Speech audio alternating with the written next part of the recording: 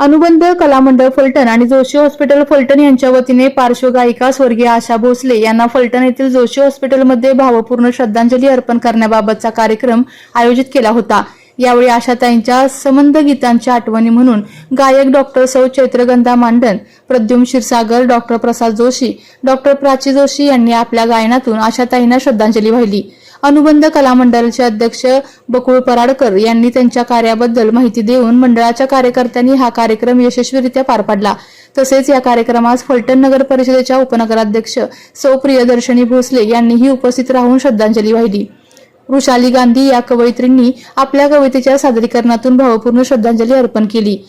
या कार्यक्रमात ज्येष्ठ पत्रकार श्री रवींद्र बेडकहळ, प्राध्यापिका सौ गीतांजली गायकवाड, हिरालाल गांधी, ॲडव्होकेट बापू नेवसे, विजय जाधव व अनुबंध कला मंडळाचे सर्व सन्माननीय सदस्य उपस्थित होते। प्राचार्य श्री येवले सर यांनी या कार्यक्रमाचे प्रास्ताविक आणि सूत्रसंचालन केले।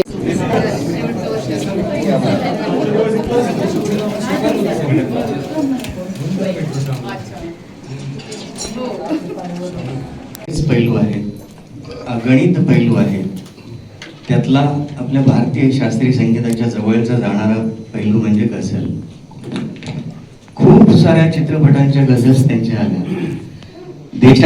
देशातल्या बाहेरच्या बऱ्याच जणांचा असा कल होता की आशाताईंनी आपली एक तरी गझल गावी।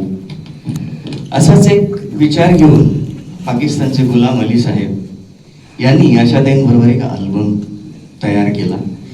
त्या अल्बमचं नाव होतं मिराज ए गझल। त्यातलीच एक गझल आता आपण घेतोय।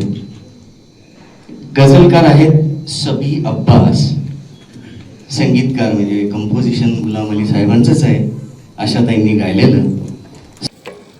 महाराष्ट्राच्या एक अतिशय नामांकित गायिका आणि त्यांचं निधन गेल्या आठवड्यामध्ये रविवारी दुपारी 12:02 झालं। अनुबंध कला मंडळ आणि जोशी हॉस्पिटल यांच्या संयुक्त विद्यमाने आपण हा आजचा श्रद्धांजलीचा कार्यक्रम घेतोय। अनुबंध कला मंडळाचे आणि मंगेशकर कुटुंबाचे खूप जवळचे संबंध आहेत।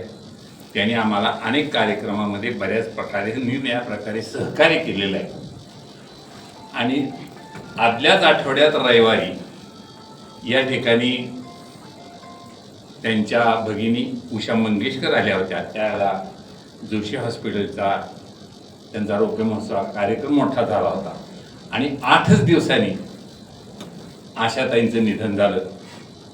मित्रांनो, त्या ज्येष्ठ श्रेष्ठ पद्मविभूषण, महाराष्ट्र भूषण जेवढ्या पदव्या द्याव्यात तेवढ्या थोड्याच आहेत खरं तर। आणि त्यांनी महाराष्ट्रातल्या लोकांच्यावर, भारतातल्या लोकांच्यावर खूप मोठं प्रेम केलेलं आहे। पण ह्या गायिका जरा वेगळ्या अर्थानं होत्या। त्या म्हणजे त्या अष्टपैलू गायिका होत्या असं म्हटलं तर फारसं वावगं होणार नाही। प्रेमामुळं काय काय घडू शकतं हे त्यांच्या जीवनाकडे पाहिल्यानंतर लक्षात येतं। त्यामुळे त्यांचं ते गीत जे आहे, जाने क्यों लोग मोहब्बत किया करते हैं, कशासाठी मुलं ही माणसं एकमेकावर प्रेम करतात की ज्याच्यामुळे ती अडचणीत येतात आणि मग अडचणीत आलेली माणसं स्वतःचं दुःख विसरण्यासाठी मग कुठंतरी दम मारो दम असं करत असतात। आणि या सगळ्या गीतांना अतिशय सुरेखपणे गायलेल्या आशाताई आपल्यातनं शरीरानं जरी निघून गेल्या नाही तरी त्या आवाजानं मात्र अनेक वर्ष आपल्याजवळ राहणार आहे। त्यांचे आणि अनुबंध कला मंडळाचे संबंध अतिशय जवळचे होते। त्यांनी अनेक वेळेला आपल्या कार्यक्रमासाठी खूप चांगल्या प्रकारचं सहकार्य केलेलं आहे। पराडकरांचे त्यांचे तर घरातले संबंध आहेत, तसं घरातल्यासारखे संबंध आहेत आणि त्यामुळे त्यांचं निधन झाल्यानंतर सगळ्यांनाच खूप वाईट वाटलं आणि आज आपण फलटणकरांच्या वतीनं हा कार्यक्रम सादर करतोय। या कार्यक्रमासाठी आम्ही आपल्या फलटणच्या उपनगराध्यक्षा सभागती प्रियाताई भोसले यांना विनंती केली त्या या कार्यक्रमासाठी उपस्थित राहिलेले आहेत. जोशी डॉक्टर ते या कार्यक्रमासाठी उपस्थित आहेत आणि आपण सगळेजण आवर्जून या कार्यक्रमासाठी उपस्थित राहिला. या कार्यक्रमामध्ये मी आपल्या सगळ्यांचं स्वागत तर करणार आहे, परंतु आशाताईंची आठवण ही त्यांच्या गीतानं मोठ्या माणसांचं जितके जास्त काळ ते आठवणीत राहतील ते त्यांचं वय असतं. एक तर खरं मंगेशकर कुटुंबाला काही एखादा आशीर्वाद असला पाहिजे की ते वयानं खूप मोठे आहेत. लता दिदी 92व्या वर्षी गेल्या आणि यांचं वय 92. काय बोलावं म्हणजे मला तर बोलणं खूपच कठीण होतं. कालच आपल्या पैठणमध्ये ग्रस्त माझ्याबरोबर होते, फौजदार त्यांचं नाव, आणि आम्ही उषाताईंच्याकडे गेलो. त्यांनी बऱ्याच गोष्टी मला त्यावेळेस सांगितल्या. माझा आणि मंगेशकर कुटुंबाचा भरपूर संबंध आहे, पण अशा गोष्टींशी फार कमी संबंध आला होता. पण जो आला तो विलक्षण होता. त्यातला मी एकच तुम्हाला मी सांगतो की अत्यंत समाजामध्ये त्यांना काय म्हटलं जात होतं किंवा त्या कशा होत्या, काही त्यांचं वर्णन ते सगळं चुकीचं आहे. काल आम्ही मीडियावरती सुद्धा जे सांगितलं चुकीचं सगळं सांगितलं जातं. आशाताई ह्या अत्यंत प्रेमळ, भावनिक होत्या. माझा एक कार्यक्रम शिवाजी मंदिरला होता. शिवाजी मंदिरला कार्यक्रम माझा असताना मला असं वाटलं की पाहुणा म्हणून कोण बोलवायचं. अमृत महोत्सव होता उषाताईंचा. बरं, त्या दोघी जणी म्हणजे लता मंगेशकर आणि उषाताई त्या काही बोलेनात पाहुणा कोण म्हणून, तुझं तू ठरव. त्यांना पाहुणा कोण बोलवायचा म्हणजे त्यांच्या उंचीचा पाहिजे. म्हणजे आता म्हटलं आपली तर काही एवढी उंची नाही की कोणी बोलवावं. मी शांत बसून होतो. बऱ्याच वेळाने मला उषाताईने फोन केला, आशाला बोलव. आशाला बोलव पण मी कसं काय बोलवणार, म्हणजे माझं थोडंच ते ऐकणार आहे. त्या दोघी म्हणाले नाही तूच फोन लावायचा. ठीक आहे, म्हणजे मी लावला फोन त्यांच्या घरात प्रभुकुंजामधून. त्याने तो फोन उचलला आणि म्हणाल्या बोला. त्या मला बकुळ शेठ म्हणायच्या. काय बकुळ शेठ, काय तुमचं फरमान. म्हटलं छोटीशी विनंती होती की असाच एक कार्यक्रम मला घ्यायचा आहे, तर आपण याल का. तो त्या एवढ्या चाणाक्ष होत्या. त्यांना माहिती होतं की आपल्या दोन्ही बहिणी समोर बसलेल्या आहेत, त्याशिवाय हा डेअरिंग करणार नाही. मला म्हणाले याचं उत्तर समोर बसलेले त्यांना माईक हे दे, फोन दे, मी बोलतो त्यांच्याशी. आणि त्या बोलल्या की कसला कार्यक्रम आहे, काय आहे. काय अमृत महोत्सव आहे. ठीक आहे म्हणाले, मी येते. त्यांचा प्रेमळ स्वभाव बघा, त्याने मला लगेच हो म्हटलं आणि त्या तयार झाल्या. आता कार्यक्रम करायचा कसा. मग आम्ही आज शिवाजी मंदिरला कार्यक्रम केला होता. कार्यक्रमाच्या दिवशी मी आवर्जून सांगतो म्हणजे त्यांचं किती बहिणींवर प्रेम होतं ते बघा. त्या दुबईवरून आल्या आणि कार्यक्रम होता 6चा. त्यांना ते 6:30 वाजले होते. तर शिवाजी मंदिरला प्लाझावरून अशी गाडी वळून आणावी लागते, तर तो ट्रॅफिक होता. त्यांच्या लक्षात आलं की आपण जर थांबलो तर अजून 20 मिनिटं जाते. त्या गाडीतून खाली उतरल्या, रस्ता क्रॉस केला त्यांनी. मी वरून बघत होतो, म्हटलं अरे बापरे गर्दी होईल खाली. ते शिवाजी मंदिरला थोडंसं जरा कलाकारांना याला अडचण होती. पण त्या आल्यानंतर मी खाली त्यांना रिसिव्ह करायला गेलो. त्याने मला पहिला प्रश्न असा विचारला की वहिनी कुठे आहेत, म्हणजे माझ्या मिसेस. म्हटलं आहेत की वरती. मग मी येणार नाही वरती, 2 जण पाहिजे स्वागताला. नाही म्हणजे आपल्या तुला संस्कृती माहितीच नाही असं ह्याचा अर्थ होतो. बायकोला खाली बोलवलं, मग आम्ही 2 जण वर गेलो. वर गेल्यावर त्या माझ्याबरोबर काय काय कार्यक्रम आहे सगळं समजून घेतलं. बहिणीवर असलेलं प्रेम आणि माझ्यावर असलेलं प्रेम याचे तुम्हाला मी मुद्दाम सांगतो की त्या काही असू देत, लोक काही म्हणू देत, पण त्या खूपच चांगल्या होत्या. त्याने मला एकदम सांगितलं की मी एक साडी आणली आहे, ती साडी तू द्यायची तुझ्या वतीने. मी म्हटलं म्हणजे कारण नाही नाही ते तू द्यायचं.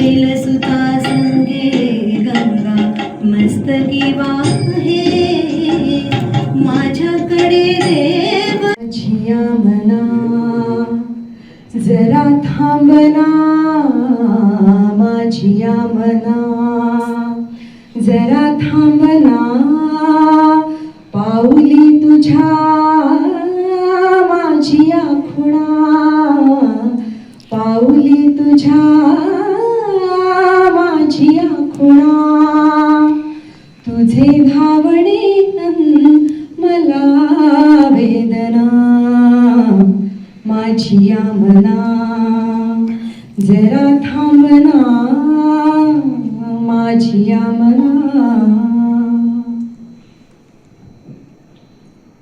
माझिया मना जरा बोलना माझिया मना जरा बोलना ओळखू कसे मी तुझे ऋतू माझिया मना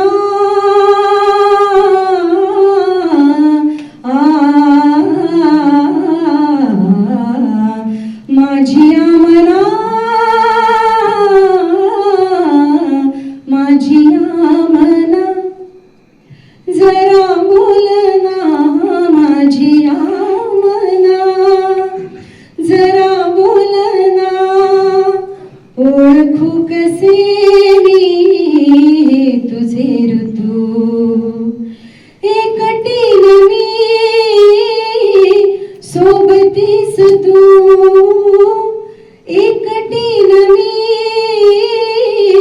सोबतीस तू ओळखू कशा मी तुझ्या भावना माझिया मना जरा थांबना माझिया मना माझिया मना जरा ऐकना माझिया मना जरा ऐकना सांज वेळी तुझे चालणे सांज वेळी तुझे चालणे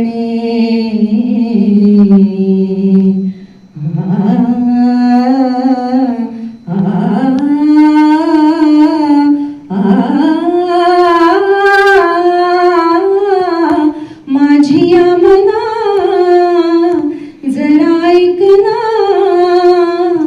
सांज वेळी तुझे चालणे रात्री सुनी तुझे बोलणे रात्री सुनी तुझे बोलणे उषः काल आहे नवी कल्पना माझिया मना जरा थांबना माझिया मना जरा थांबना पाऊली तुझ्या माझिया खुणा पाऊली तुझ्या माझिया खुणा जिंदगी का सफर है ये कैसा सफर